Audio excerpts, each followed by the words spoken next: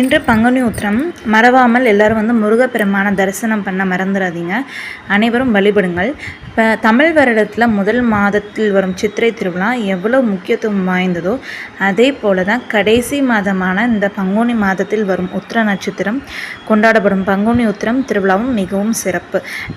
நாம் எப்படி ஒரு சுபகாரியம் நடத்தும் போது நாள் நட்சத்திரம் எல்லாமே பார்க்குறோமோ அதே போல தான் தெய்வங்களோட திருமணங்களும் இந்த நாளில் நடந்ததாக புராணங்கள் கூறுகின்றன.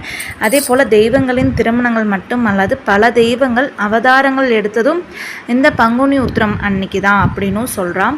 இந்த நன்னாளில் பங்குனி உத்திர விரதத்தை சிறியவர்கள் முதல் பெரியவா வரைக்கும் எல்லாருமே அனுஷ்டிக்கலாம். விரதம் நீங்கள் இருக்கலாம். ஏன் தானங்கள் தர்மங்கள் எல்லாமே செய்யலாம். எல்லாருக்கும் அன்னதானங்கள் பண்ணுங்கோ. அதே போல் குடிக்க குடிநீர் வாங்கி கொடுங்கோ. அதெல்லாமே செஞ்சாலே நமக்கு நல்ல புண்ணியங்கள் தேடி வரும்.